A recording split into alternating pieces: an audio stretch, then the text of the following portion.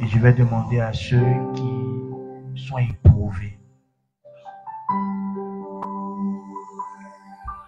Tu es éprouvé par une situation quelconque. Tu as perdu ton emploi, tu as perdu une aide chère.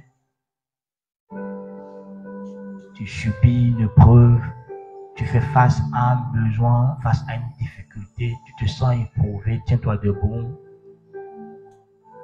Le Seigneur m'a mis à cœur de prier pour ceux qui sont éprouvés, afin que le secours de l'Éternel soit leur partage. Si tu es éprouvé, tiens-toi debout, je vais prier pour toi. Pour que peut-être dans ton épreuve, qui te vienne en aide, qui t'aide à t'en sortir, qui te console, qui te fortifie, qui t'aide à triompher de cette épreuve.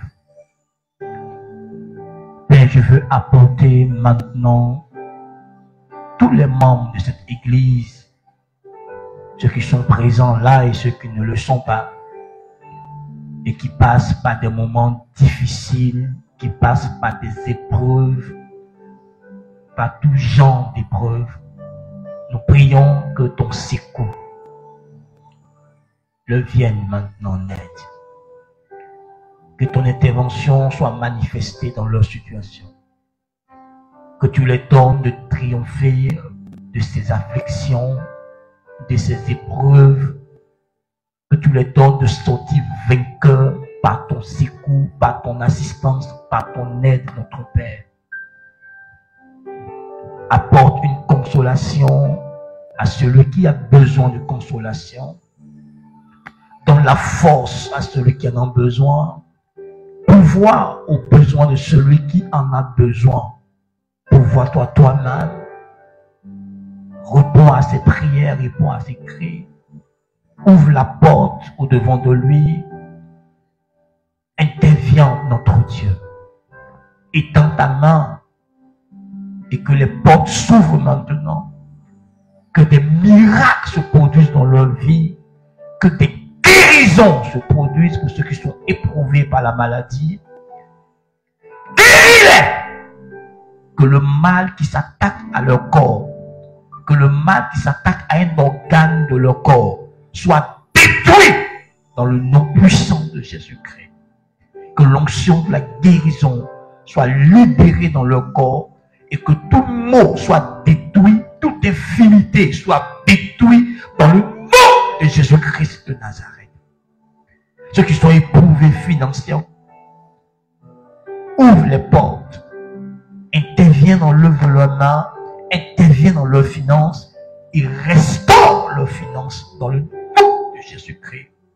Ceux qui sont éprouvés au niveau matrimonial, peu importe la situation, que la voix du Saint-Esprit retentisse dans leur cœur, dans le cœur de leur conjoint, dans le cœur de leur conjointe, et que Père, ils puissent trouver la solution à cette difficulté, la solution à cette incompréhension venant de toi, au nom de Jésus-Christ. Parle à leur cœur, notre Dieu. Parle au cœur du couple, et que la paix et l'entente reviennent. Parle au cœur du couple, afin qu'il trouve la solution au défi en face d'eux, la solution à cette incompréhension, la solution à cette situation par laquelle ils passent au nom de Jésus-Christ. Seigneur, si c'est au niveau familial, au niveau de leurs enfants, nous te prions d'intervenir. Nous te prions d'intervenir pour ce père, pour cette mère qui est éprouvée par le comportement de son enfant, qui est éprouvée par l'inconduite de son enfant. Nous te prions d'incliner le cœur de cet enfant et de ramener cet enfant à l'ordre dans le nom de Jésus-Christ. Nous prions que tous les esprits qui voulaient égarer cet enfant soient chassés, soient délogés au nom de Jésus-Christ. Et nous commandons que son cœur s'incline et qu'il écoute les conseils de son père, qu'il écoute les conseils de sa mère, qu'il écoute l'instruction donnée par son père et sa mère, et que Père, il revienne à l'ordre, il revienne dans les voies de Dieu, et qu'il demeure dans le cadre éducationnel que ses parents ont établi. Je prie au nom de Jésus que tu ouvres l'intelligence de cet enfant et qu'il comprenne que ses parents ont le mandat venant de toi pour l'instruire, pour le conduire selon toi.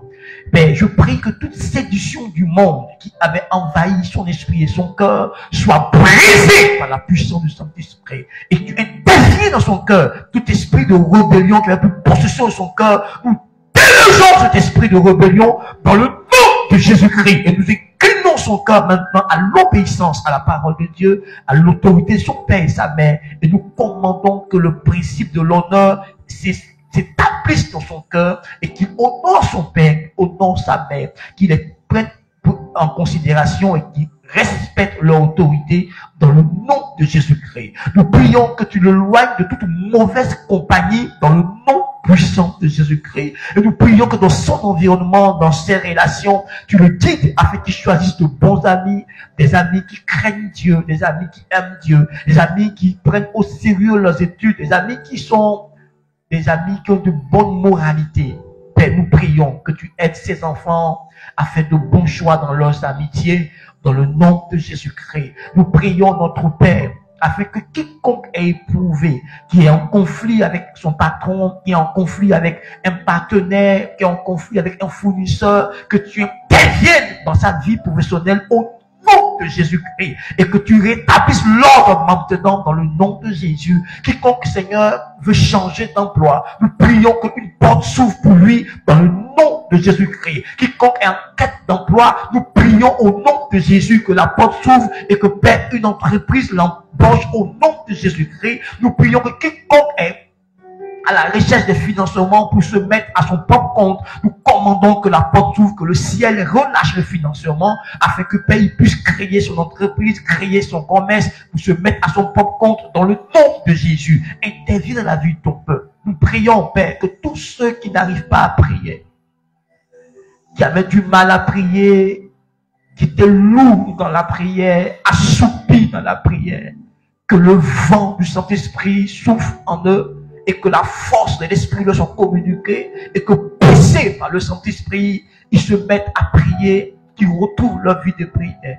Nous prions que toute attaque du diable contre leur vie de prière soit brisée maintenant dans le nom de Jésus-Christ. Nous prions que toute distraction dans laquelle le diable les avait mis pour les empêcher de prier soit brisée, soit détruite. Nous prions que toute fatigue inhabituelle suscitée par l'ennemi pour étouffer leur vie de prière soit détruite dans le nom de Jésus-Christ. Nous prions, notre Père, que tu relèves tous ces frères, ces sœurs qui sont tombés dans la prière, qui sont devenus faibles, qui ont du mal à prier, qui ont perdu leur vie de prière. Nous te demandons de relever leur vie de prière, de relever leur vie de dévotion personnelle. Nous te prions de venir en aide à tous ces frères qui sont oppressés par des forces des ténèbres, oppressés spirituellement. Nous prions que l'oppression démoniaque, l'oppression maléfique satanique soit brisée par la puissance du Seigneur. Et nous prions que ces frères triomphent et la victoire sur toutes ces oppressions dans le nom de Jésus-Christ. Nous prions pour un frère, pour une sœur qui est sous le point de tomber dans le péché,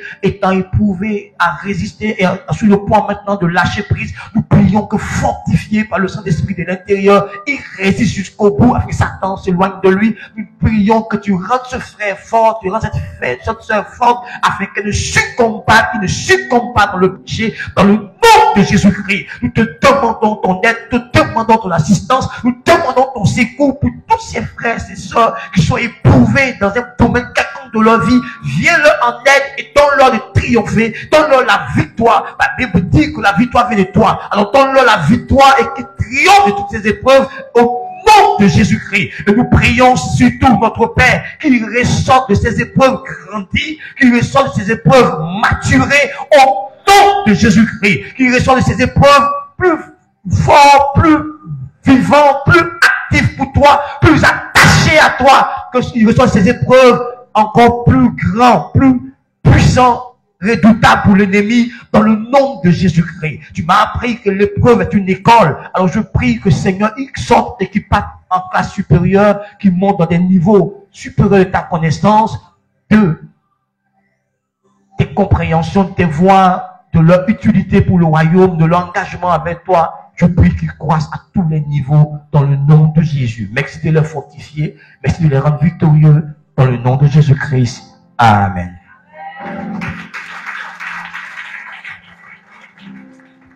Gloire à Dieu.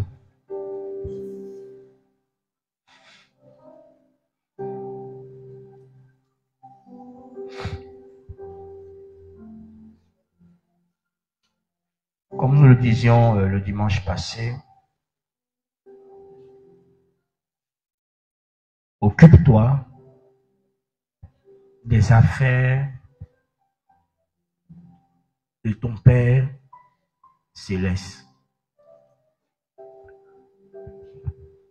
Vous savez, Dieu a confié à chacun de ses enfants des tâches, des responsabilités. Et Jésus, à l'âge de 12 ans, était conscient de cet état de fait, qu'il avait une responsabilité, qu'il avait une tâche à accomplir pour son Père céleste. Et il a dit à ses parents adoptifs, est-ce qu'ils ne savent pas qu'il doit s'occuper des tâches de son Père céleste? Peut-être que tes parents t'ont laissé croire que tu n'as pas été désiré, que tu es venu sur cette terre comme ça. Peut-être que la vie t'a fait croire que tu es là pour te promener. Mais laisse-moi te dire encore que tu es là dans un but bien précis. Dieu a voulu que tu sois sur cette terre et Dieu veut que tu fasses quelque chose de précis pour lui. C'est ta responsabilité de découvrir ce que Dieu veut que tu fasses, de poursuivre cette volonté et enfin de l'accomplir. C'est à toi de découvrir, c'est à toi de poursuivre et c'est à toi d'accomplir la volonté de Dieu, bien sûr, avec l'aide de Dieu lui-même. Et tu ne dois pas prendre cette tâche à la légère. Tu dois bien le faire. Tu dois t'adonner à ça. Mais une des choses très importantes pendant que tu t'occupes de cette tâche, c'est que tu sois trouvé fidèle. Fidèle par Dieu. Que tu dois trouver fidèle dans la gestion de cette tâche.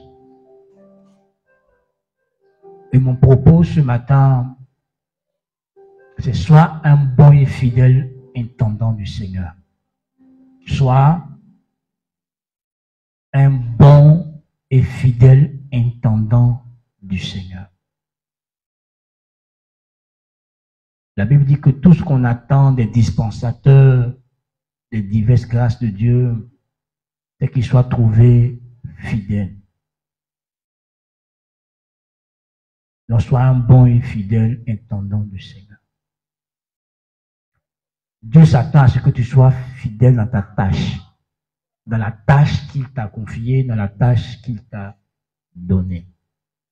C'est ce que Dieu attend de toi, que tu sois un bon et fidèle intendant du Seigneur.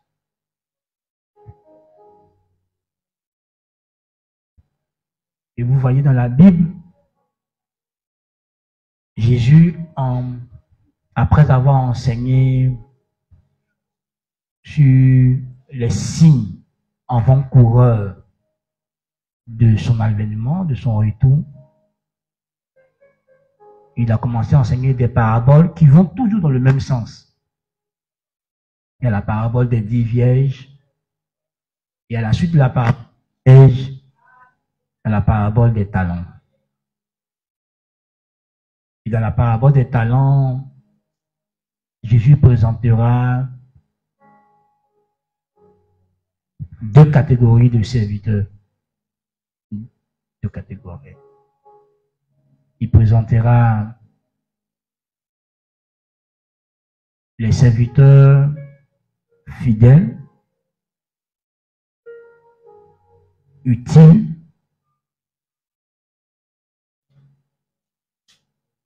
à leur maître.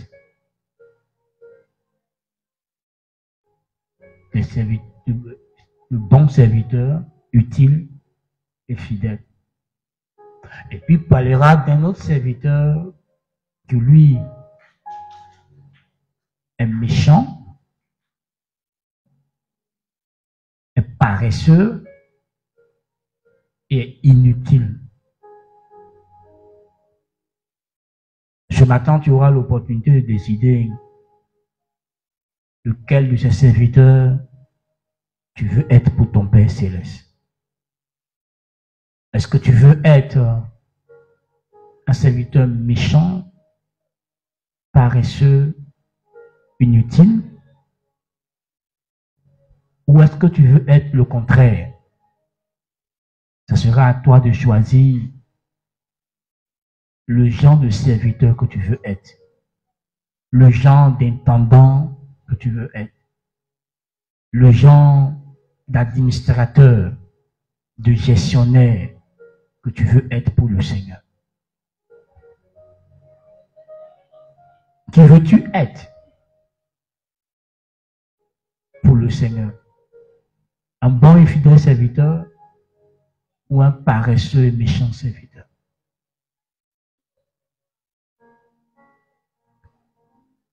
Et la parabole se trouve dans le livre de Matthieu, chapitre 25, du verset 14 au verset 30. Matthieu, chapitre 25, du verset 14 à 30. Et je lis la parole de Dieu.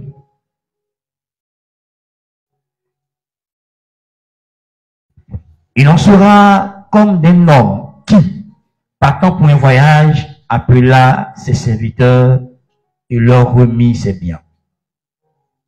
Il donna 5 talents à l'un, 2 à l'autre, et 1 au troisième, à chacun selon sa capacité, et il partit. Aussitôt, celui qui avait reçu les 5 talents s'en alla, les fit valoir, et il gagna 5 autres talents. De même, celui qui avait reçu les 2 talents s'en alla et gagna 2 autres. Celui qui n'avait reçu qu'un talent alla faire un creux dans la terre et cacha l'argent de son maître. Veuillez m'excuser. Cacha l'argent de son maître. Longtemps après, le maître de ses serviteurs revint et leur fit rendre compte. Celui qui avait reçu les 5 talents s'approcha en apportant 5 autres talents et il dit: Seigneur, tu m'avais remis 5 talents, voici, j'en ai gagné 5 autres. Son maître lui dit: c'est bien, bon et fidèle serviteur. Tu as été fidèle en peu de choses. Je te confierai beaucoup. Entre dans la joie de ton maître.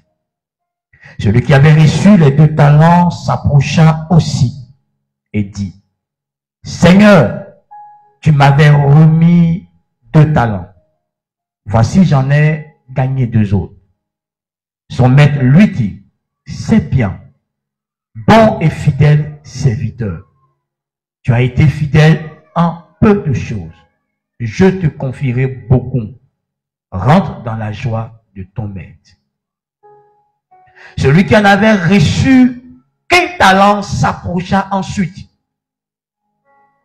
Et il dit: Seigneur, je savais que tu es un homme dur, qui moissonne où tu n'as pas sémé, et tu amasses où tu n'as pas vanné. J'ai eu peur, et je suis allé cacher ton talent dans la terre. Voici, prends ce qui est à toi. Son maître lui dit: serviteur méchant et paresseux, tu savais que je moissonne où je n'ai pas sémé et que j'amasse où je n'ai pas vanné. Il te fallait donc remettre mon argent au banquier et à mon retour, j'aurais retiré ce qui est à moi avec un intérêt. Ôtez-lui donc le talent et donne-le à celui qui en a 10. Car on donnera à celui qui a, et il sera dans l'abondance. Mais à celui qui n'a pas, on ôtera même ce qu'il a. Et le serviteur inutile, jetez-le dans les ténèbres du dehors. où il aura des pleurs et des grincements de dents. Amen. Veuillez vous asseoir.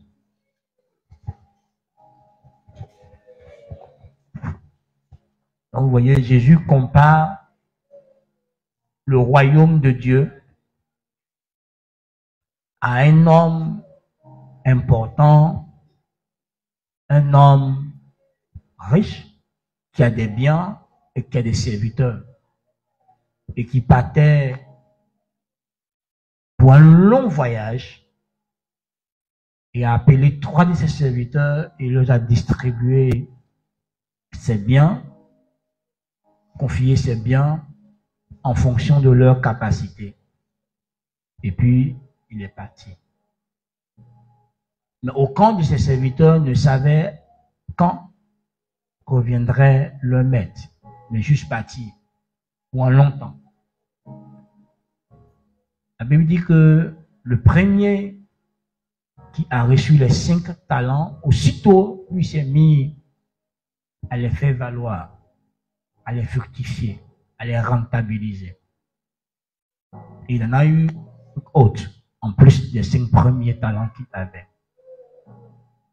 Le deuxième a fait de même, et le troisième, lui, il allait tout bonnement creuser la terre, enterrer l'argent, puis s'est assis.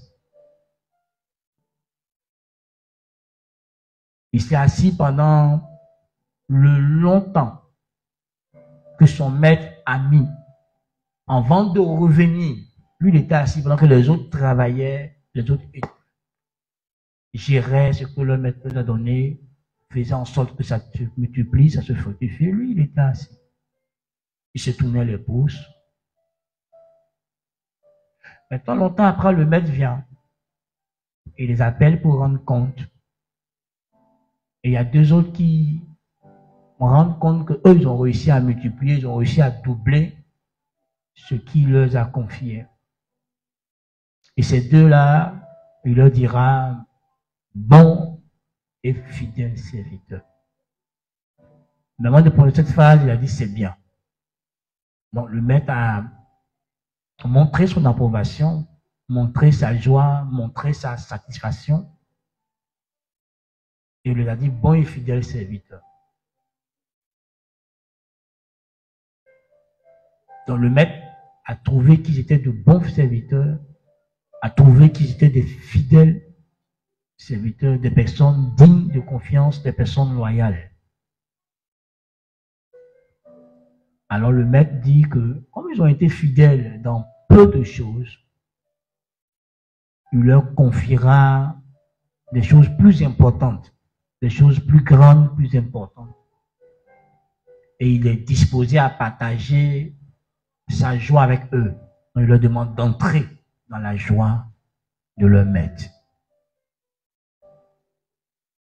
Et l'autre va apparaître maintenant pour rendre compte. Et avec audace, avec arrogance, avec impolitesse,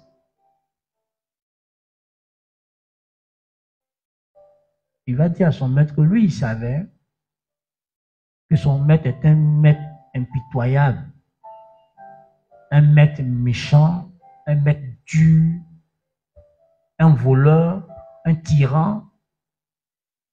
Pourquoi je dis ça? Parce qu'il a dit que son maître moissonne là où il n'a pas sémé. Donc s'il moissonne là où il n'a pas sémé, c'est qu'il prend des choses de force. Il fait du brigandage. Il vole. Il dit ça de son maître. Donc c'est pour ça que lui, il a été sage, il a eu peur, il a été sage. Comme son maître est trop impitoyable, il est trop mauvais, il est trop dur là. Il ne pas que son maître lui fasse quelque chose, il a gardé calmement son affaire. Voici son n'a qu'à prendre. Est-ce que lui revient? Son maître lui dit, donc si tu sais que je suis comme ça, que je veux toujours avoir un plus, un bénéfice, pourquoi tu n'as pas confié mon argent au banquier? Et puis au moins quand il va revenir, ça va faire un intérêt composé. Ça sera fructifié. Mais c'est resté la même chose. Alors son maître va le traiter de méchant. et de paresseux. Méchant et paresseux. Enfin, il est vraiment paresseux. Parce que lui, il a dit qu'un seul talent. Ceux qui ont eu plus de responsabilités, là, eux, ils ont travaillé. Lui qui avait une seule responsabilité, il s'est couché pour dormir. Il a trouvé toutes sortes d'excuses pour ne rien faire. C'est vraiment un être méchant et paresseux. Ça montre même qu'il n'aime pas son maître. Ça montre qu'il n'est pas prêt à être bon envers son maître, qu'il n'aime pas son maître, etc. Mais son maître dit qu'il est méchant et paresseux. Et la conséquence qui va suivre, c'est qu'on demande à ce qu'on lui retire le seul talent qu'il a reçu. Qu'on le lui retire et qu'on le confie à celui qui en a déjà 10. Puis même, on le retirera de son maître parce qu'on le chassera, on le jettera dehors. Il sera privé de la communion avec son maître. Parce que son maître juge que c'est pas un bon serviteur. C'est un méchant serviteur, un mauvais serviteur.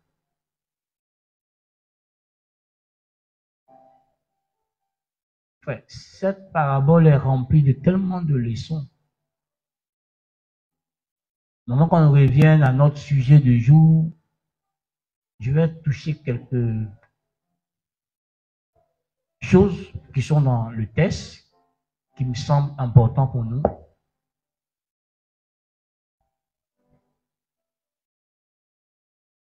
Écoute-moi bien. Aucune excuse que tu présenteras au Seigneur pour n'avoir pas fait son œuvre, pour n'avoir pas bien géré ce qu'il t'a confié ne sera pas valable. Pourquoi? Dans le royaume, Dieu a un principe. Il confie à chacun des responsabilités en tenant compte de la capacité personnelle de chacun. Donc, tout ce que Dieu te confie comme responsabilité, il a jugé que tu en es capable, que tu as la capacité de le faire, que tu peux assumer convenablement cette responsabilité. Dieu ne te confie aucune responsabilité que tu n'es pas capable de faire. Le texte nous le montre clairement, à chacun selon sa capacité. Donc, c'est selon tes capacités personnelles que Dieu te confie des responsabilités dans la vie. Donc, tout ce que Dieu t'a confié dans la vie, Dieu juge que tu en es capable, que tu peux l'assumer. Si Dieu t'a confié une église, c'est que tu peux gérer l'église. Si Dieu t'a confié des âmes, tu peux gérer ces âmes. Même si l'âme a un caractère difficile, Dieu juge que toi, tu peux le gérer, tu peux le transformer, tu peux l'aider à devenir ce que lui veut. Dieu te l'a confié. Si Dieu t'a confié une femme, Dieu t'a confié un enfant, Dieu t'a confié des enfants, Dieu dit qu'il est capable de les gérer. Si Dieu t'a confié de l'argent, peu importe le montant qu'il t'a confié, que ce soit des milliards, des millions, des milliers de billets, même des centimes de billets, de pièces, ce que Dieu dit que tu en es capable de gérer ça convenablement. Donc, toutes les excuses que tu es en train de donner, ah, je suis trop occupé, c'est toi qui ne fais pas l'œuvre de Dieu, c'est pas valable. Parce que le même Dieu qui a fait de toi serviteur de Dieu, celui qui a fait de toi père, celui qui a fait de toi époux, il en est conscient. Celui qui te donne toutes les responsabilités que tu as, que ce soit au niveau familial, dans la famille restreinte, dans la grande famille, dans la société, toutes les responsabilités que nous avons, nous sommes confiés par Dieu. Donc, si Dieu t'a donné plusieurs métiers ou bien plusieurs choses à faire, tu en es capable. Tu peux être à la fois un homme très occupé et très actif dans le spirituel. David était occupé et il était actif dans le spirituel. Tu peux gérer plusieurs choses à la fois. C'est pour ça que Dieu te les a confiées. Ça veut dire qu'en toi, tu as la capacité de gérer toutes ces choses. C'est pour ça que Dieu te les donne, Dieu te les confie. Alléluia. Alors, je veux que tu comprennes bien. Parce que tu ne vas pas demain dire à Dieu, j'ai été infidèle parce que j'étais incapable ou je me sentais incapable. Dieu, il te confie quelque chose en tas de cause, en conséquence. Il sait que tu en es capable avant de te demander de le faire. Mais si tu allais prendre un fardeau qui ne t'a pas donné, là c'est notre cas. Si tu allais prendre une responsabilité que Dieu ne t'a pas donné, là c'est notre cas. Mais tout ce que Dieu nous donne, nous sommes capables de gérer ces responsabilités. Nous sommes à la hauteur. Rappelez-vous que la Bible dit qu'il appelle, il fait quoi? Il qualifie. Donc tout ce que Dieu t'appelle à faire, tout ce que tu sens dans ton cœur, comme que Dieu a te posé dans ton esprit, dans ton cœur comme fardeau à faire pour lui, tu en es capable. Donc si tu es en train de négliger ça, si tu es en train de trouver des excuses pour ne pas les faire, laisse-moi te dire que tu seras inexcusable. Parce que Dieu sait que tu es capable. Il le sait déjà. C'est pour ça qu'il te l'a confié. C'est pour ça qu'il t'a demandé de le faire. Rappelons-nous que c'est lui qui nous a créés. Donc tout ce qui est en nous comme potentiel, c'est lui qui l'a déposé en nous. Donc il sait exactement ce qu'il a déposé en toi. Avant de te confier une responsabilité, lui il sait que tu en es capable, que tu peux. Vous voyez, dans la vie normale, dans la vie naturelle, même nous les parents, ou les chefs d'entreprise, ou les responsables dans les départements, dans les services au travail, avant de confier une tâche à quelqu'un, tu t'assures que la personne soit capable de le faire. Faux ou vrai? Est-ce que tu peux donner quelque chose à ton enfant qui ne peut pas faire? Qui va prendre son enfant de 5 ans et soulever un sac de riz de 50 kilos dans sa main? Il faut soulever. Aucun. Parce que nous tous, on sait que cet enfant-là n'a pas la capacité de soulever un sac de riz de 50 kilos. Donc, on ne le fera pas. Donc, même nous, les hommes, on a ce principe. On ne confie pas à quelqu'un quelque chose dont on n'est pas capable qu'il peut faire.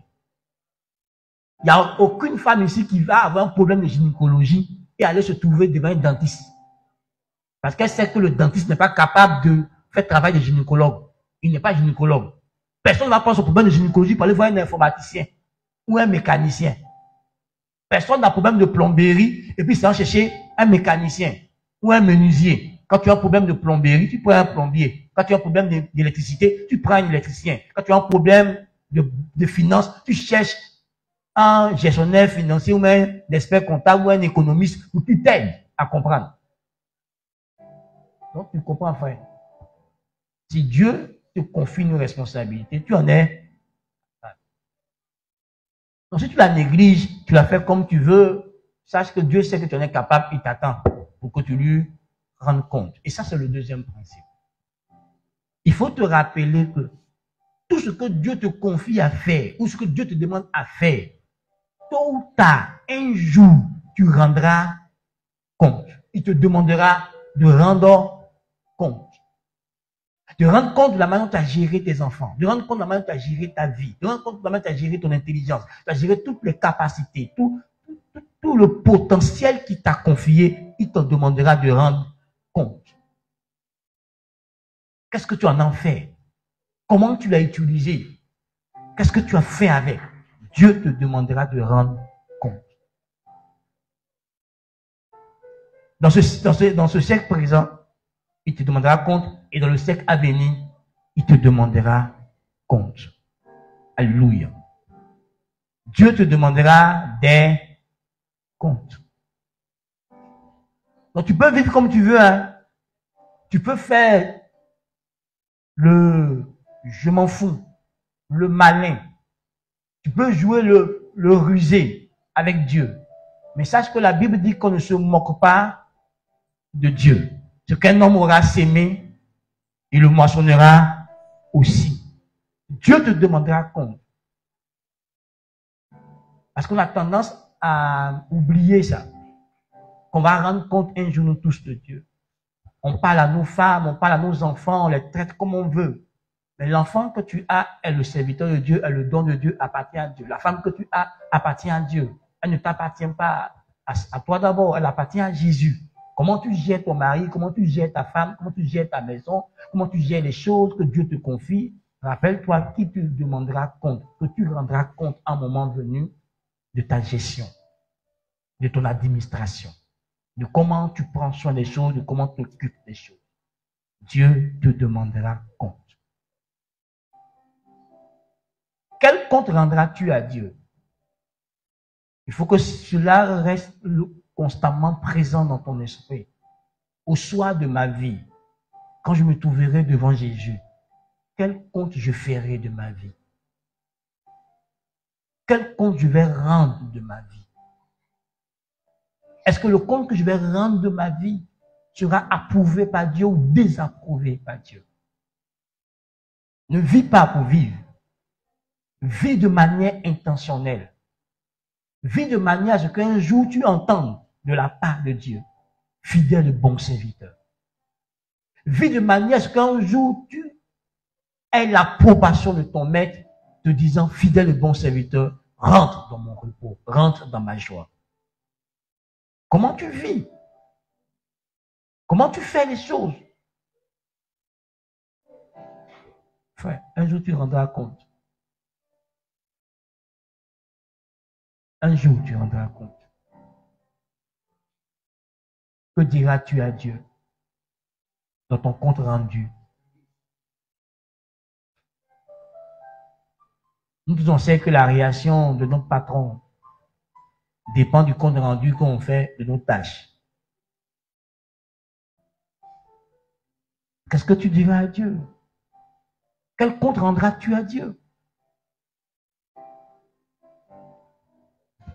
Je veux aussi que tu comprennes que dans le royaume de Dieu, tout ce qu'on garde, tout ce qu'on cache, tout ce qu'on n'utilise pas, tout ce qu'on n'investit pas, ne fructifie pas, ne se multiplie pas. Donc tout ce que Dieu t'a donné, si tu ne l'as pas investi, ça ne pourra pas se multiplier. Ça ne peut pas créer l'abondance. Les talents que Dieu t'a donnés, si tu ne les exerces pas, ces talents ne vont pas être efficaces, ne vont pas s'accroître, ne vont pas produire des résultats. Ça va, au contraire, ça risque de mourir. Ces dons risquent de mourir, ces capacités risquent de mourir. Tu vois, tous ceux qui, nous tous on est intelligents, on a tous un cerveau béni. Mais ceux qui utilisent leur cerveau font de grandes choses avec. Et ceux qui ont peur de réfléchir, ceux qui ont peur d'utiliser leur cerveau font rien avec. Il n'y a pas un homme stupide. Parce que tout homme est créé à l'image et à la ressemblance de Dieu. Et Dieu est intelligent. Donc, tel que Dieu est, tel que tu es, Dieu est intelligent et sage. Donc, tu es sage, tu es intelligent. Mais est-ce que tu utilises ta sagesse? Est-ce que tu utilises ton intelligence? C'est quand tu utilises ton intelligence, ta sagesse, ça se multiplie, ça se fructifie, ça se bonifie. Tout le monde a la créativité en soi. Parce que nous sommes créés à l'image de Dieu. Donc, autant que Dieu est créatif, nous sommes aussi créatifs. Donc, si tu n'utilises pas ta créativité, tu ne verras pas ta créativité produire des résultats, produire des choses. Enfin, on est tous créatifs d'un niveau à un autre. Tout dépend de comment tu utilises ta créativité pour que ça puisse éblouir les autres, ça puisse produire un impact plus grand. Tu as un potentiel en toi, j'ai un potentiel en moi. Pour que ton potentiel se manifeste, il faut le mettre en exergue, il faut l'utiliser. Tu vois, tu as la capacité d'influencer les gens. Parce que à nous tous, quand Dieu nous a créés, il a dit, soyez féconds, multipliez-vous, tout ça. Et puis il a dit, dominez. Donc nous tous avons la capacité de dominer, d'influencer quelqu'un d'autre, d'influencer une personne. Et ceux qui arrivent à un niveau élevé de cette capacité d'influence, qu'on appelle le leadership, ont juste pris conscience du potentiel de leader qu'ils ont. Ils l'ont développé, ils sont investis dans leur leadership. Et leur leadership est arrivé à un niveau où ils influencent des milliers de personnes, des millions de personnes dans le monde. Donc, si tu ne veux pas utiliser ce que Dieu t'a donné et tu ne veux pas le fructifier, ça ne se fructifiera jamais. Vous voyez, celui qui avait reçu le seul talent, il allait l'enterrer. Longtemps après, quand son maître est venu, il a combien de talents? Ah, pourquoi? Parce qu'il n'a pas utilisé. Parce qu'il n'a pas fait valoir. Frère, Dieu ne t'a pas lésé dans la vie. Dieu a déposé des choses en toi. Il t'appartient à toi de découvrir ces choses que Dieu a déposées en toi et de les faire valoir. De les mettre au service de ton projet, de les mettre au service de Dieu. Alors que quelqu'un s'assoit pendant des heures en train de réfléchir, et puis il peut écrire un livre de 1000 pages, de 10 000 pages. Il y en a qui a peur de réfléchir, il ne veut pas réfléchir. Il préfère être dans la distraction, dans l'amusement, mais il ne veut pas se concentrer pour réfléchir sur des sujets de la vie, pour apporter des solutions concrètes aux gens.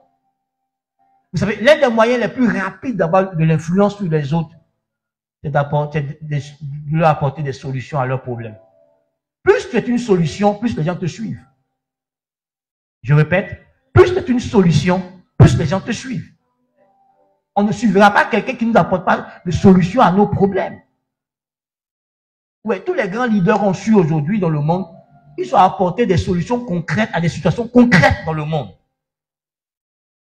Oui, en Côte d'Ivoire, tous les leaders que chaque groupe politique suit, la personne se retrouve en lui comme étant quelqu'un qui apportera une solution à des préoccupations internes qu'il a. Si tu ne trouves pas une solution en lui, tu ne le suis pas. Ouais, c'est à toi de comprendre ça. Dieu ne t'a pas lésé. Dieu t'a tellement béni. Et comme disait un prédicateur, ton cerveau est l'une des bénédictions les plus grandes que Dieu t'a données. Mais tu ne l'utilises pas. Les scientifiques me disent que c'est combien de pourcentage de notre cerveau qu'on utilise. Ce n'est pas toute la capacité de notre cerveau qu'on utilise. Que ce qu'on voit là, c'est même pas plus de 10% de notre cerveau qu'on emploie. Imaginez si on doit utiliser toute la capacité du cerveau, qu'est-ce que l'homme fera? Ton cerveau est une bénédiction. L'intelligence que Dieu t'a donnée est une bénédiction. Le fait que tu sais concevoir des idées, concevoir et agencer tes idées est une énorme bénédiction. Enfin, écoute-moi, la Bible, elle est remplie de choses que nous ignorons. Je ne dis pas que prier est mauvais. Prier est très bon. Mais il faut savoir utiliser la prière. Ce n'est pas dans tout qu'on prie. Depuis que tu pries là, tu vois ce qui évolue. La Bible dit que quand tout va mal, assieds-toi et réfléchis. La Bible dit que celui qui réfléchit à tout, trouve le bonheur. C'est pas prier qui donne le bonheur. C'est réfléchir qui donne le bonheur. Donc, si tu ne sais pas utiliser ton cerveau, si tu n'as pas une excellence mentale, frère, tu ne donneras pas de la couleur à ta vie. Et le diable a attaqué l'église en disant aux gens qu'il ne faut pas, on va être intellectuel. Frère, écoute-moi. Est-ce qu'on ne réfléchit pas avant de mettre sa confiance en quelqu'un? Tu veux suivre Jésus sans réfléchir. Tu t'appuies pour mettre ta confiance en lui. Parce que tu auras médité sur lui, que tu auras conclu qu'il est digne de confiance pour lui faire confiance. Frère, réfléchissons. N'ayons pas peur de réfléchir. Réfléchissons pour améliorer nos vies. Réfléchissons pour accomplir le plan de Dieu. Si tu ne réfléchis pas, tu ne peux pas accomplir le plan de Dieu. Même si Dieu t'a parlé en songe, il t'a montré que tu t'es arrêté d'un stade et qu'il y a des milliards de personnes. Si tu ne réfléchis pas, tu n'arriveras jamais à ce stade rempli. Mais si Dieu t'a montré que tu seras multimilliardaire, si tu ne réfléchis pas, tu ne seras jamais multimilliardaire. Faut t'asseoir et puis prie. Jeune, prie, sans réfléchir. Tu vas voir si tu seras milliardaire. Je suis désolé, chrétien. Réfléchissons. Tu n'as pas de réfléchir. Oh, dis à ton voisin, réfléchissons. Dis-le à ton voisin, réfléchissons. Hey. Mais réfléchis un peu. Ça fait quoi? Rien du tout. Ça fait du bien. Est-ce que tu comprends? Assieds-toi, avant de commencer à prier, là, réfléchis sur ton problème de foyer. Qu'est-ce qui fait qu'il y a problème dans cette maison?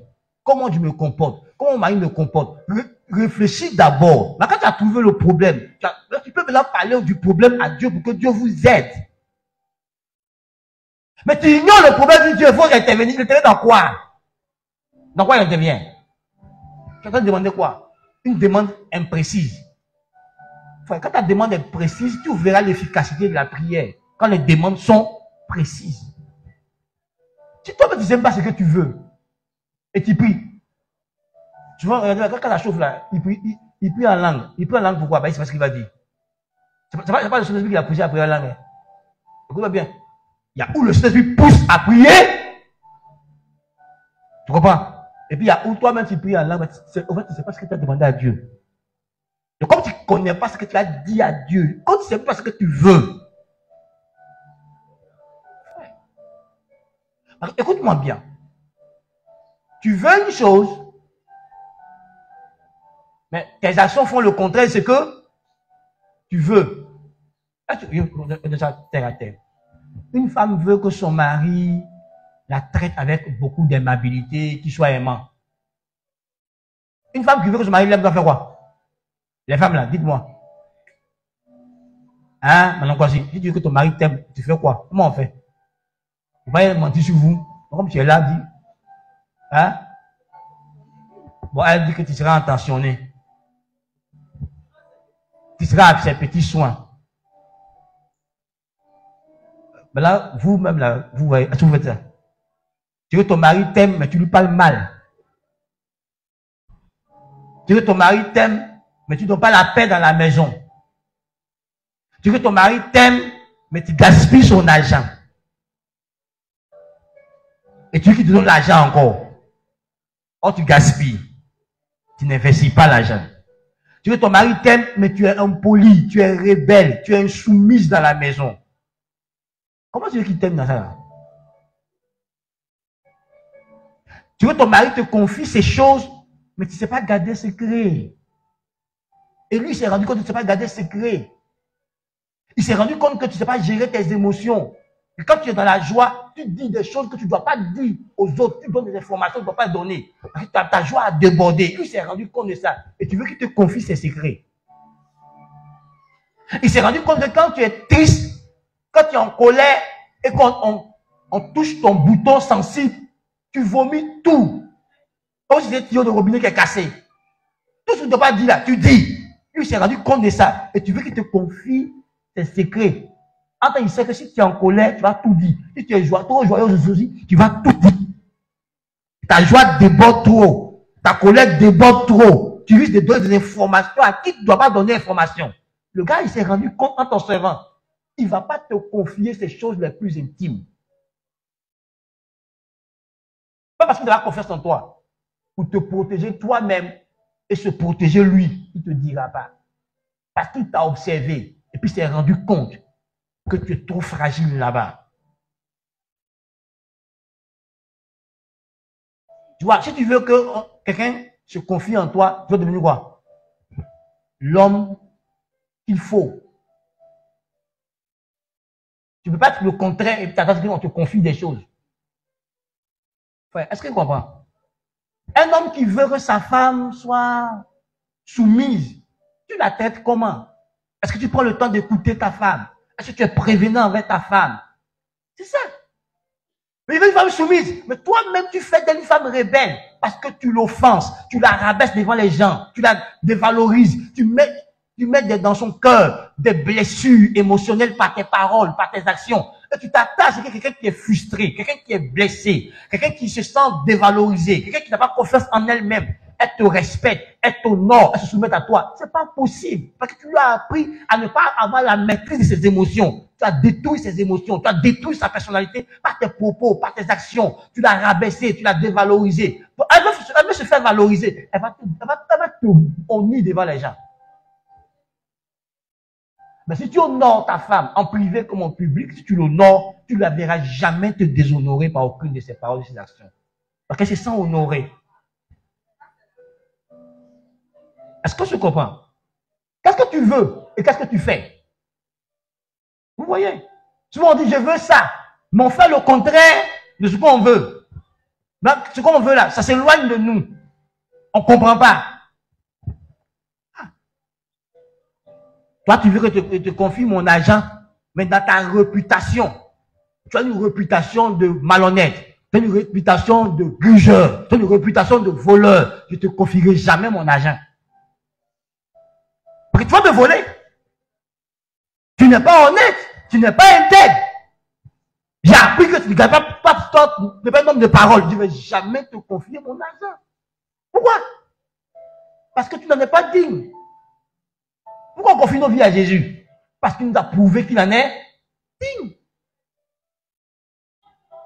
Est-ce que Dieu parle à quelqu'un ce matin? Donc tu vois, frère, souvent c'est nous-mêmes qui nous créons des problèmes. Comment tu veux évoluer, frère? Donc, tu vois, chez Dieu, tout doit se multiplier. Tout doit se multiplier. Tout ce qui t'a confié là doit se multiplier. Lorsque ton intelligence est en train de se multiplier, est-ce que tu es productif à tous les niveaux? Est-ce que tes dons, est-ce que tes talents, est-ce que ton intelligence, est-ce que ta vie est productive à tous les niveaux? Il s'attend à ce que tu te multiplies. Rappelle-toi, il nous a bénis, soyez féconds et puis multipliez-vous. Il veut que tu te multiplies. Donc tout ce qu'il te donne là, il s'attend à ce que ça fasse quoi? Ça se multiplie. Donc toi, depuis ton talent là, c'est un talent. C'est là. Ça fait 10 ans, 15 ans, tu es Dieu. C'est un talent. Ça ne bouge pas, ça avance pas. Mais puis, vous savez ce qui va se passer. Tu vas perdre le seul talent que tu as. Tout ce que tu n'utilises pas avec Dieu, il te le retire. Tu vas le perdre. Tu vois, moi, il disait à quelqu'un, on parlait de sa femme, puis il lui dit, est-ce que tu connais ta femme? Puis, pasteur, je la connais. Hein? Il dit, bon, dis-moi un peu, parle-moi de ta femme. Il a rencontré tout, sauf dit qui elle est. Hein? Elle était là. Et puis il a commencé à décrire sa femme, la personnalité de sa femme. Il dit, mais parce que tu ne vis pas nous, mais comment tu sais ça? Il dit, c'est mon travail, moi t'inquiète. Il l'a observé. Toi, tu es concentré sur ses défauts, uniquement ses défauts. Donc tu ne vois même pas ses valeurs, ses qualités. Frère, combien de fois tu te concentres sur les défauts des gens que leurs valeurs? Écoute-moi, en dehors de Jésus, tous les hommes que tu admires, tous les hommes de prouesse que tu admires, tous les hommes extraordinaires que tu admires, ils ne sont pas sans défaut. Ceux que tu as été admirer là, ils ont des défauts. Mais comme tu es concentré sur leurs qualités, tu oublies leurs défauts. Parce que tu ne peux pas te concentrer sur les deux. Tu fais un choix. Ou tu te concentres que sur les mauvais comportements de ta femme, et puis votre foyer devient un ring de kickboxing club, où tu te concentres sur ses vertus, votre foyer devient un arbre de paix. Alors, tu te concentres sur tes vertus, puis vous évoluez. Et puis ensemble, maintenant, vous travaillez sur les défauts. Mais vous voyez, plus on amplifie nos vertus, nos forces, les défauts là, les faiblesses vont s'évanouir. Est-ce que tu comprends, frère? Non, frère. Tu vas perdre ta femme. Pourtant, le ciel a jugé que c'est celle-là qui peut être ton être semblable. Être semblable au dehors. Tu vas la perdre. Et c'est que tu vas la perdre que tu te rends compte de la valeur que Dieu t'a donnée. Oui, il y a un sage ivoirien qui a dit ça. Le bon bonheur, on l'apprécie que lorsqu'on l'a, qui le relève. Ah bon. C'est un sage ivoirien qui a dit ça. Un grand leader ivoirien et mondial qui a dit ça. Il dit le vrai bonheur, on l'apprécie qu'on l'a perdu. Il y a moi vu des gens qui pleurent jusqu'au de la mort de leur père, la mort de leur mère. Mais il s'est rendu compte de la valeur de son père et de sa mère quand son père n'est plus. Mais quand il était en vie, il le méprisait. Il ne coûtait pas son père, il ne coûtait pas sa mère. C'est quand il est parti qu'il s'est rendu compte. Il y a des gens importants que Dieu a placés dans ta vie. C'est quand ils partiront que tu te rendras compte de leur valeur. De qui? Non, mais je vais trop tard. Il est parti. On perd ce qu'on n'honore pas. On perd ce qu'on ne considère pas. Frère, est-ce que tu considères les choses que Dieu a mis en tes mains? Est-ce que tu t'assois quelque part pour prendre chacune des grâces que Dieu t'a faites dans la vie? Pour bien considérer et comprendre quelle grâce Dieu t'a faite. La Bible dit celui qui a trouvé une femme a trouvé le bonheur. C'est une grâce qui s'obtient de Dieu. Est-ce que tu t'es assis quelque part avec Dieu pour demander à Dieu, femme que tu m'as donnée là, mais c'est qui? Quel genre de grâce tu m'as accordé? Pour comprendre quel genre de grâce Dieu t'a faite. Est-ce que tu as pris le temps de t'asseoir quelque part pour méditer sur ton mari? Pour savoir quel genre de grâce Dieu t'a faite en te donnant cet homme? Est-ce que tu as pris le temps de chercher à savoir quel est ce pasteur que j'ai? C'est quel genre de pasteur tu m'as donné? C'est quel genre de fidèle tu m'as donné? Moi, je m'assois, hein, frère, et puis je médite sur vous. Je prends en gros parfois, je vois, je prends individuellement, m'assois, je médite sur la qualité du fidèle que tu es pour moi. Et j'ai fait très attention dans mes rapports avec toi. Frère, est-ce que tu t'assois pour réfléchir? Que j'ai tel document dans ma main. C'est quel genre de document qui est dans ma main? Est-ce que tu t'assois pour réfléchir sur les grâces que Dieu t'accorde? Écoute-moi, tu as 100 000 francs. Quelqu'un n'a même pas 100 000. Il a 20 000 et puis il réussit plus que toi, tu as 100 000. Pourquoi? Parce que lui, il a considéré ses 20 000 et il a compris qu'avec ses 20 000, il peut faire quelque chose. Et toi, tu n'as pas considéré les 100 000. Tu as trouvé que c'est petit, tu méprises ça et tu ne fais rien avec 100 000. Mais si on te donne des millions, tu ne feras rien avec. Parce que tu as une mauvaise attitude de cœur. Est-ce que tu considères la grâce de Dieu que tu as? Est-ce que cette soeur en Christ que Dieu t'a donné, ce frère en Christ que Dieu t'a donné, est-ce que tu l'as considéré dans sa profondeur pour découvrir quelle grâce il est?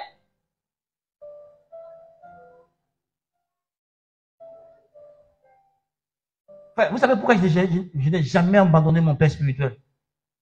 Pourtant, il y a eu entre lui et moi 14 années de silence. Parce qu'il est parti en Europe.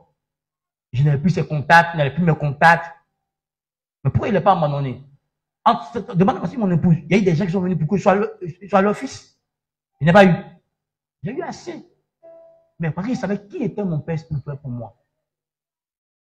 Il avait pris le temps avec Dieu de savoir qui est cet homme pour moi. Et je l'honore, je le respecte. J'ai refusé que quelqu'un d'autre impose la main sur ma tête, me donne l'huile. C'est son droit d'onction. J'ai gardé ça. J'ai attendu qu'il revienne. Parce que Dieu, quand il priait, Dieu m'a dit, je vous remettrai en contact. Donc j'ai attendu. Jusqu'à ce que Dieu me produise des choses. Ouais. La fidélité, c'est une vie à part. Mais tu ne peux pas être fidèle si tu ne comprends pas certaines choses. Parce que l'ennemi va venir t'attaquer sur ta relation. J'ai eu des gens qui sont venus parler dans mon oreille contre mon père spirituel. Ont inventé des choses qu'il ne fait pas en Europe. Ils sont venus me dire, moi je ne suis pas au courant, je ne suis pas en contact avec lui. Et on vient me dire, ton papa il fait ça, fait ça, ça. Il dit jamais. Quand il rentre en prière, Dieu dit, ne t'écoute pas d'eux. Attends. Parce que les gens voulaient forcément prendre son droit que Dieu lui a donné légalement. Si tu ne sais pas qui il est, quand on viendra te mentir, tu accepteras. Quand tu ne sais pas ce qu'il représente pour toi, quand tu ne sais pas ce que cette femme est pour toi, cet homme est pour toi, quand une autre femme viendra te séduire, tu courras derrière elle. Parce que tu ne sais pas que ça c'est la mort, et que la vie, c'est celle qui est dans ta maison. C'est celle qui est au Dieu, là, c'est la mort. Elle va t'amener à la destruction. Frère, est-ce que tu sais qui est ton mari, qui est ta femme, qui est ton enfant? Vous voyez, Marie, tout ce qu'on disait autour de Dieu, tout événement autour de Dieu, il faut l'étude de la vie de Marie. On dit, elle mettait ça dans son cœur. Tout ce qu'on dit de son fils, tout ce qui se passe autour de son fils, on dit, Marie gardait ça dans son cœur. C'est-à-dire qu'elle prenait le temps de méditer sur la vie de son fils. Vous savez quel genre d'enfant j'ai. Frère, tu ne sais même pas pourquoi ton enfant, tout le royaume des ténèbres s'acharne sur ton enfant.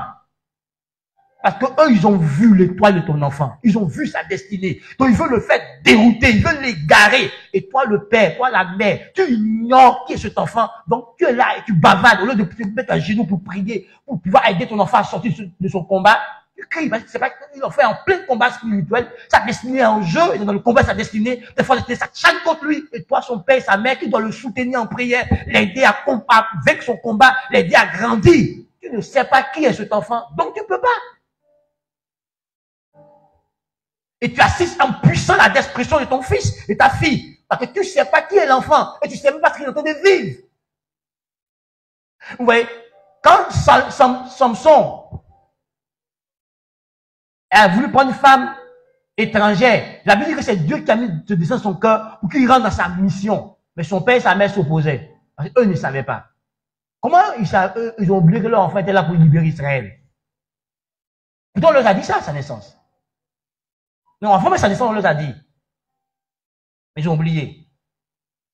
Ton enfant te devine des événements que tu ne peux pas comprendre, que tu ne peux pas t'expliquer prophétiquement, mais tu ne sais pas pourquoi l'enfant passe par là. Parce que tu ne sais même pas qui est cet enfant. Quelle est la grâce que j'ai dans ma main. Vous voyez, il y a des. Imagine la personne qui a attrapé Babou dans sa main. Est-ce que tu peux s'imaginer que celui-là, un jour, sera président de la Côte d'Ivoire? Je ne suis pas sûr.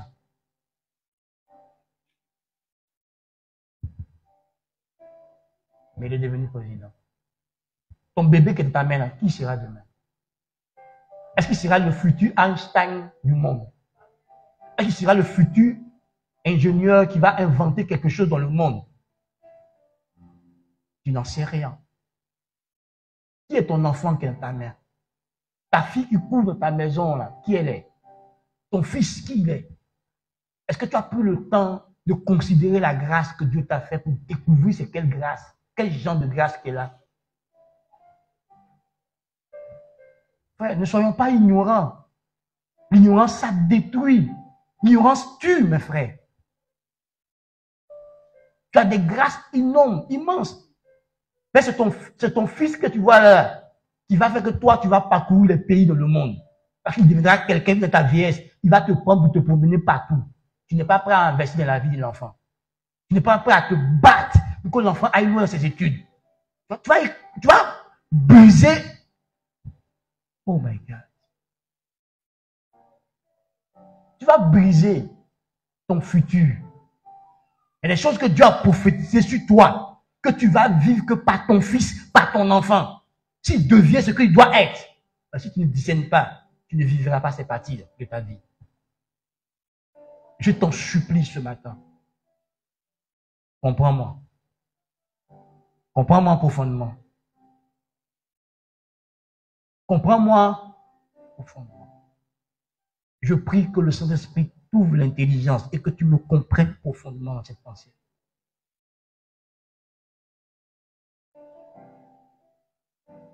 Frère,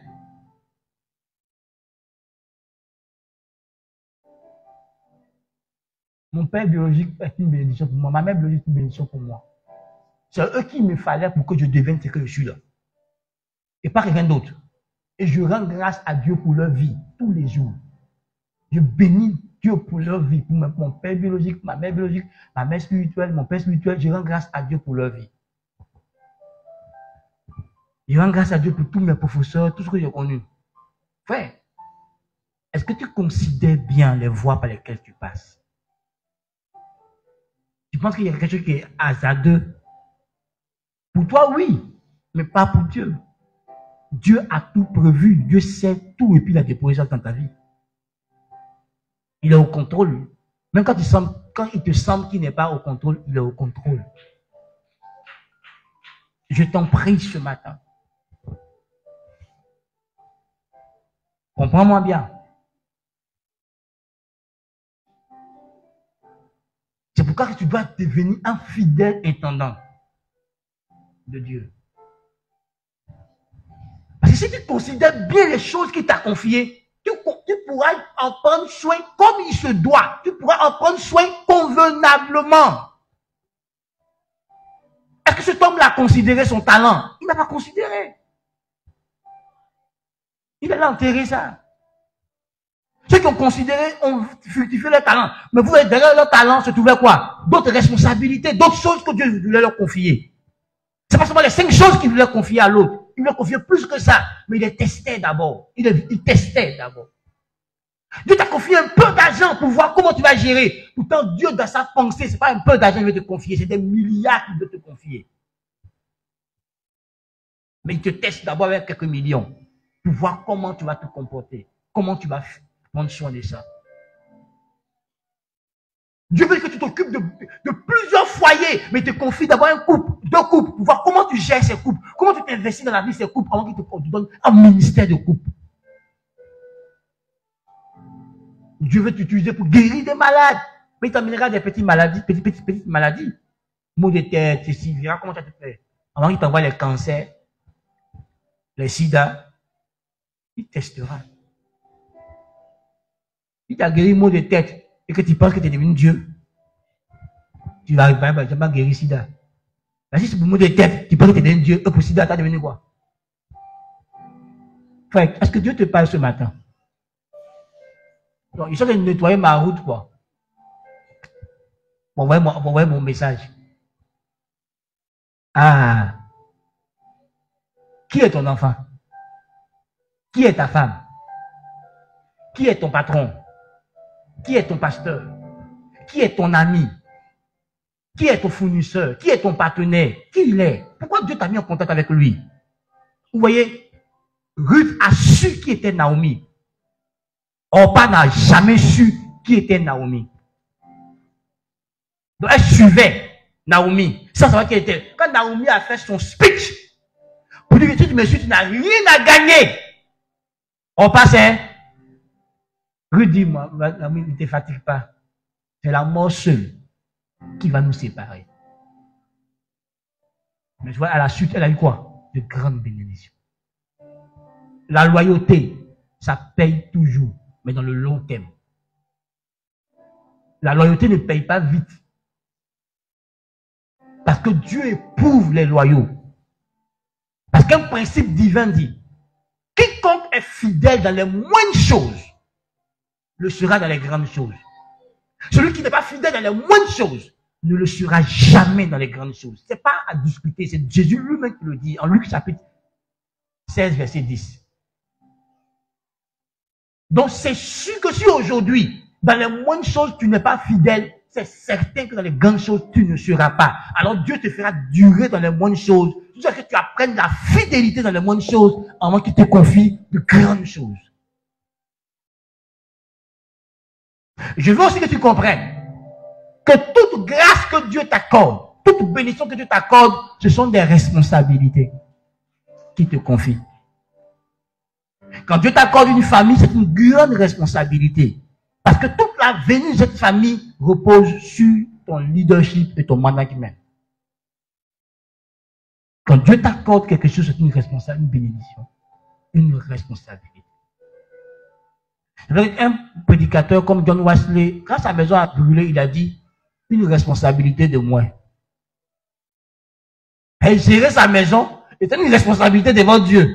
Donc quand ça dit une responsabilité de moins, il n'a pas pleuré, il a dit une responsabilité de moins. Frère, ton corps est le temple de Dieu. Pourtant c'est ton corps, mais c'est là que Dieu doit habiter. Donc tu dois en prendre soin, parce que c'est le temple de Dieu. Donc c'est une responsabilité que tu as. Donc, tu dois être en bon état de santé physique. Sois à l'aise de ton corps. Ton corps doit être en état de pureté, de sainteté, pour que Dieu y soit à l'aise. Et c'est ta responsabilité de garder ce corps sain. Séparé de la maladie, séparé de la souillure, c'est ta responsabilité. Donc tu vois, on a tellement de responsabilités. Moi, il ne demande plus de bénédiction. Depuis que je suis là, il ne cherche pas, il ne demande plus de bénédiction. Je préfère dire à Dieu, quand tu diras que je suis digne, donne-moi. Donne-moi, laisse-moi travailler sur moi. Tu vois, c'est pas un problème. Bon, regarde bien, regarde. Quand Dieu te donne de l'argent, écoute-moi dans tes mains, dans ton argent, il y a tout ce qui appartient au royaume de Dieu qui doit être financé. Dans ton argent, il y a les dîmes et il y a les offrandes qui appartiennent au royaume de Dieu. Dans ton argent, il y a ce qui appartient à ta femme dans ton argent. Il y a ce qui appartient à tes enfants dans ton argent. Il y a ce qui appartient à des œuvres caritatives dans ton argent. Parce que Dieu veut que tu sois le père d'un orphelin. Dieu veut que tu sois le père d'une veuve. Donc dans ton argent, il y a la nourriture d'une veuve. Il y a les soins d'une veuve, il y a les soins d'un orphelin, il y a les soins d'un pauvre dans ton argent. Donc là que tu as là, faut trouver dans ce là que tu as là, quelle est ta part à toi et puis quelle est la part des autres. Sinon, tu vas devenir un voleur. Je répète. Faut trouver quelle est ta part et puis quelle est la part des autres. Sinon, tu seras un détourneur de fonds publics. Parce qu'il y a dans ton argent là, il y a pour ton père biologique et pour ta mère biologique que tu dois prendre soin d'eux parce qu'on est vieux. Et chaque enfant est censé rendre à ses parents ce qu'il doit.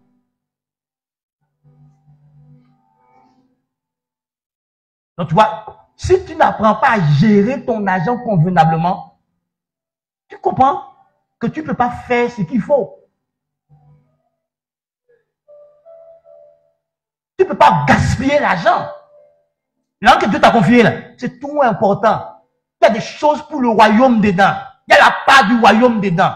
Parce que Dieu a fait de toi un de ses intendants, un de ses gérants. Donc tu ne peux pas prendre tout l'argent que Dieu te donne pour te faire plaisir à toi seul. Tu bloques le royaume parce que tu ne donnes pas ce qui appartient au royaume. Et c'est pour toi qui détermine ce qui appartient au royaume. Tu dois demander à Dieu, Seigneur, je fais combien comme offrande? Dis-moi, j'ai déjà dit, offrande, tu fais combien? Dieu te dira, tu seras choqué. On n'a pas de force pour que ça te fait prier. Hein. Il peut dire ça. Hein? Seigneur, voici voilà là. Il donne combien? Tu as peur qu'ils disent, donne tout. Hein? Tu as peur d'entendre, donne tout. Donc tu décides toi-même, mon gars, tiens. Il est content ou il n'est pas content ou ça c'est pas ton problème, tiens. Frère. Est-ce que tu comprends ce qu'il dit? Ce sont des responsabilités que tu as et tu ne peux pas les gérer sans tenir compte des lignes ou des objectifs que Dieu établit. Est-ce qu'un manager d'une entreprise qui n'est pas le propriétaire de l'entreprise peut gérer l'entreprise sans tenir compte des propriétaires? Répondez-moi. Ils font ça. Tu dois aller à l'école pendant une semaine. Demandez-le. Tu dois tenir compte du propriétaire. Tu gères une entreprise comme le propriétaire. Quand tu es vraiment toi-même le propriétaire, c'est là que tu prends des décisions et puis tu n'as peur de rien. Mais si tu n'es pas le propriétaire, le conseil d'administration va t'appeler un matin. Vous dites, monsieur le DG, rends-nous compte de notre investissement dans notre entreprise. Là. Tu fais quoi avec? Est-ce que les objectifs qu'on s'est assignés, là, tu arrives là-bas? Si tu n'arrives pas, on va te renvoyer. C'est notre manager. Donc tu vois, frère, ce matin, je vais te poser la question. Combien de fois tu as bloqué le royaume de Dieu? Parce que tout ce que Jésus t'a mis à cœur, tu n'as pas fait. Parce que tu as dit, c'est mon argent. On t'a confié l'argent de Dieu. Tu dis, c'est mon argent. Frère, combien de fois tu as rendu ta femme malheureuse? Parce que ce que tu devais faire pour elle, tu ne l'as pas fait. Combien de fois tu as empêché tes enfants à être épanouis à une sortie qui sera récréatrice pour eux, une sortie en famille, une sortie avec son père, une sortie avec sa mère, que tu as empêché, un loisir à tes enfants, parce que tu as mal géré l'argent que Dieu t'a donné, et tu as empêché ta famille. Là, tes enfants ont des maladies dans le corps, tu dis pourquoi? Ils ne sortent jamais pour aller s'épanouir, pour aller se libérer, pour aller libérer leurs émotions, pour sortir du stress. Pourquoi tu ne veux pas qu'on tombe malade dans la maison? Si tu penses que le loisir, là, c'est un péché, Dieu a créé ça. Pourquoi il a créé ça? Tu ne sors pas, frère. Tu ne peux même pas te faire plaisir. Tu vis sur une ceinture que toi-même tu as créée. Parce que tu n'as pas écouté Dieu pour te conseiller dans ta gestion. Tu as pris des décisions qui te créent tous les problèmes aujourd'hui. Et tu es stressé, tu es comme une boule de feu qui est sur le point d'exploser. Personne ne peut rire dans la maison. Personne, quand il est dans la famille, ils t'ont fait quoi? Ils n'ont rien fait. C'est pas le problème. Laisse les enfants là tranquilles. Ils n'ont rien fait. Ce sont les innocents. Ils ne t'ont pas envoyé. Tu ne peux pas les priver de jouer. Frère, parce que tu as mal géré ce que Dieu t'a donné. C'est tout, frère. Regarde-toi. Tu n'as pas pris au sérieux les responsabilités qu'il t'a confiées. Ou bien les gérer. Frère, écoute-moi. Toi qui es parent ici, écoute-moi. Et toi qui n'es pas parent aussi, écoute-moi. L'enfant que tu as deviendra l'adulte que tu auras sémé en lui. L'enfant que tu as sera le genre d'adulte que tu auras sémé en lui. Donc si tu veux pas de mal à ton enfant, si tu veux frustre ton enfant, fais encore. Déçois-le. Faut lui mentir. Qu'il pique des crises de colère devant ton enfant. Il deviendra le genre d'adulte que tu veux qu'il soit. Alors pour qu'il soit le genre d'adulte que tu veux qu'il soit, tu dois être ce genre d'adulte devant lui. Sinon ton enfant, il sera exactement ta copie conforme. Tu veux qu'il soit un parent aimant, sois un parent aimant.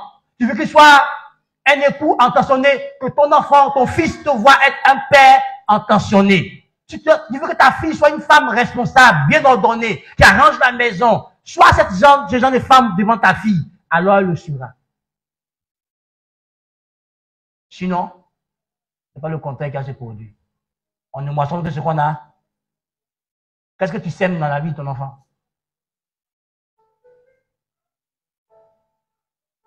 Ouais, écoute-moi. Si tu as montré à ton enfant que c'est la vie intellectuelle qui est importante, tu verras que l'enfant ne s'intéressera qu'à la vie intellectuelle. Et puis, le domaine de vie, là, ça n'existe pas.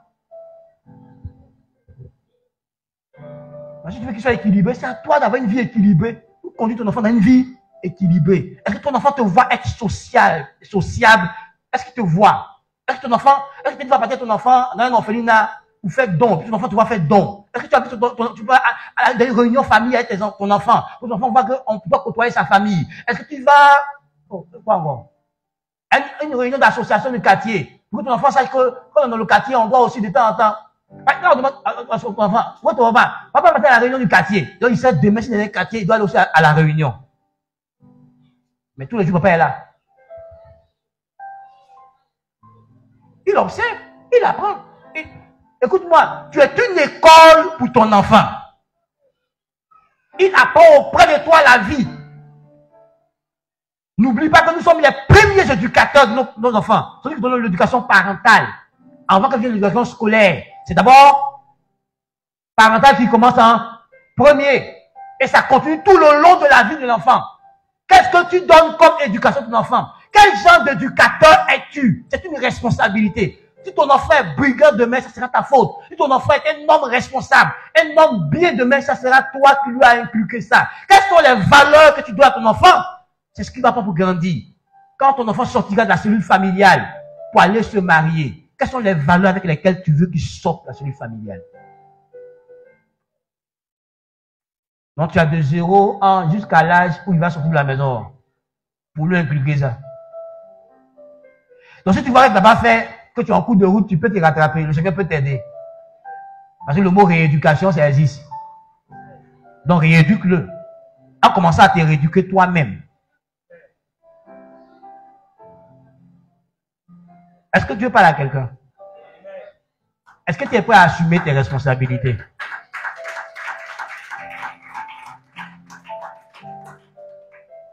Donc, tu vois, tous ces ingrédients, si tu les mets en place, tu deviendras un bon et fidèle serviteur. Ça, c'est ma première partie de mon enseignement. Dimanche prochain, on aura la suite. Merci.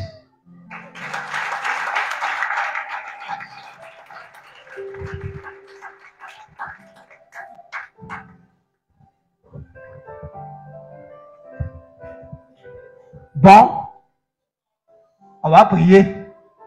Chacun va faire sa prière. Mais ça non. On n'a pas les mêmes problèmes avec elle. Donc chacun va faire sa prière. Toi, tu sais si tu es sur le chemin du fidèle et bon serviteur ou non. Toi, tu sais sur quel chemin tu es. Alors tu vas parler à ton Père ce matin. Est-ce que tu as pris à cœur tes responsabilités? Est-ce que tu as compris la grâce que Dieu t'a accordée? Est-ce que tu as compris que tu as la capacité d'assumer cette responsabilité? Examine ton cœur. Parle avec ton Dieu. Parle avec ton Père céleste.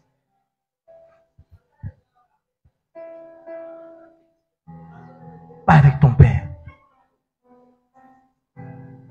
Examine ton cœur avec ce que tu as entendu. Est-ce que tu es en train de fructifier les choses que Dieu t'a données? Parce que Dieu s'attend à ce que tu les fructifies, que tu les rentabilises. Tout ce qu'il t'a confié. Parce que si tu ne rentabilises pas, tu ne peux pas être un fidèle serviteur. Alors parle à Dieu ce matin. Est-ce que tu es en train d'assumer les responsabilités que Dieu t'a confiées? Parle à Dieu ce matin. Est-ce que tu as compris même ces responsabilités qu'il t'a données? Et est-ce que tu es en train de les accomplir, de les assumer comme il se doit? Parle à Dieu ce matin.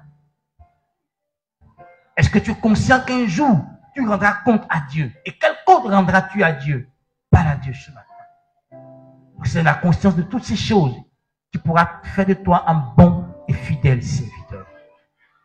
Parle à Dieu ce matin. Est-ce que tu es en train de t'amuser avec les responsabilités qu'il t'a confiées sur le plan spirituel, sur le plan familial, sur le plan économique, sur le plan social, sur le plan relationnel, sur tous les plans? Tu n'es pas ivoirien par hasard. Il y a quelque chose que tu dois apporter à la Côte d'Ivoire. Il y a un service que tu dois rendre à ce pays. Tu n'es pas ivoirien pour rien. Est-ce que tu es en train de découvrir ce service et te mettre là et servir ta nation? Est-ce que connais-tu toutes tes responsabilités que le Seigneur t'a confiées? Pour que tu sois fidèle. On a vu que chaque talent s'est multiplié. Donc chaque responsabilité doit être productive. Chaque responsabilité qui t'a confiée doit être rentable. Doit avoir de l'impact.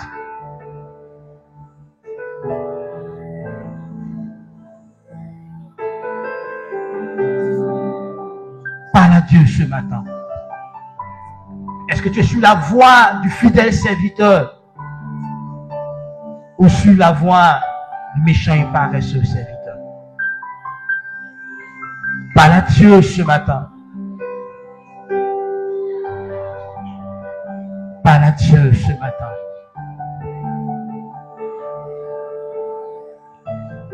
Parle au Seigneur Jésus. Parle à Dieu ce matin.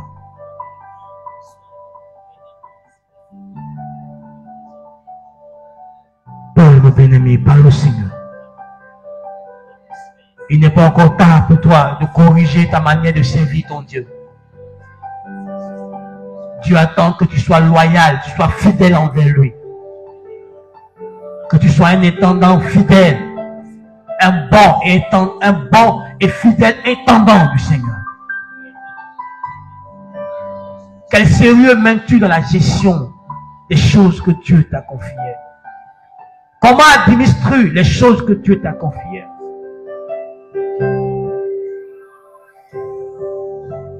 Ta fidélité déterminera la prospérité à laquelle tu pourras aspirer.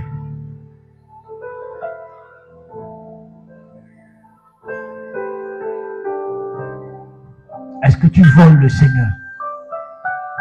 Est-ce que tu prives ta famille de bonnes choses dont tu as la responsabilité de les y conduire? Parle à Dieu ce matin. Est-ce que tu as un père à la hauteur, une mère à la hauteur des attentes du Seigneur? Est-ce que les enfants de Dieu qui t'a confiés sont en train de devenir ce que Dieu veut qu'ils soient? Parle à Dieu ce matin. Est-ce que tu es un pasteur rompu à la tâche, fidèle dans ton ministère, qui remplit convenablement le ministère comme Dieu le veut, pour que l'église soit l'église qu'elle doit être? Parle à Dieu ce matin. Prends-tu à cœur les responsabilités qu'il t'a confiées?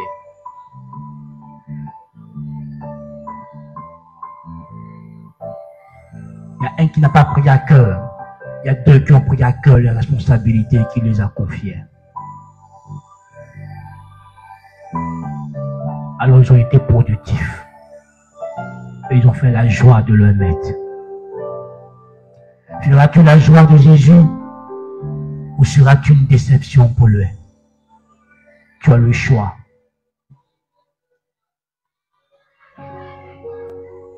Parle à Dieu ce matin. Tu as des résolutions à prendre, des décisions à prendre. Tu as du travail à faire sur ton caractère pour que tu sois un homme vraiment fidèle, une femme vraiment fidèle. Tu as du travail à faire sur toi pour que tu sois un homme digne de confiance, une femme digne de confiance. Tu as du travail à faire sur toi-même pour la résolution de travailler sur toi. Pour la résolution de travailler. Tu t'es rendu compte ce matin qu'il te faut grandir. Il te faut maturer à un certain niveau. Si tu dois être fidèle au Seigneur. Tu t'es rendu compte qu'il n'y a pas de place pour la paresse dans ta vie. Car la paresse fera de toi un mauvais serviteur. Tu dois devenir un bosseur dans tous les domaines de ta vie. Tu dois bosser. Tu dois être un amoureux du travail. du travail excellent, du travail bien fait. Si tu veux devenir un fidèle serviteur du Seigneur.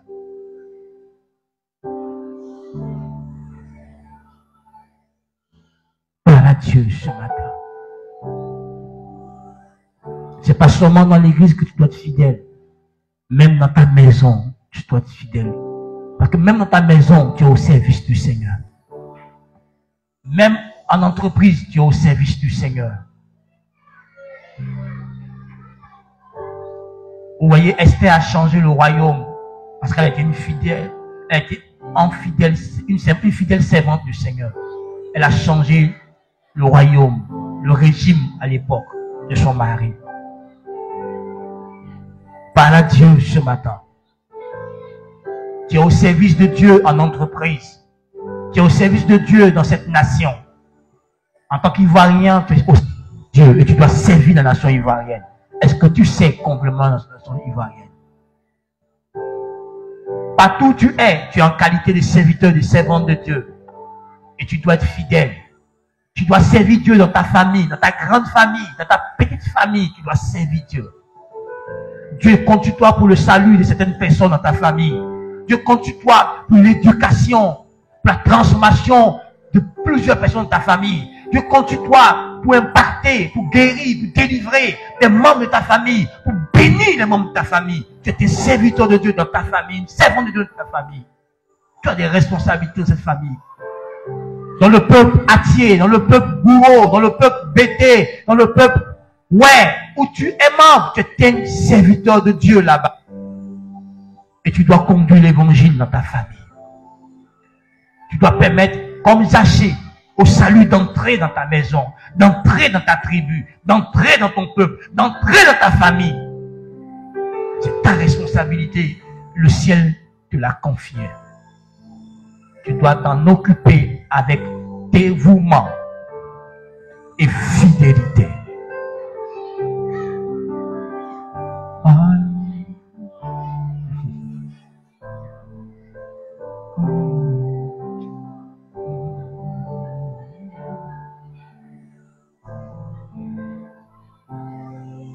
Tu dois te consacrer. Le péché n'a pas de place dans ta vie. Tu as tellement de choses à faire pour Dieu que tu dois t'organiser. Tu te rends compte qu'il n'y a pas de place pour l'indiscipline dans ta vie. Si tu es indiscipliné, tu ne seras pas un fidèle serviteur. Tu dois te structurer. Tu dois être réglé dans ta conduite par le Saint-Esprit et par la parole de Dieu.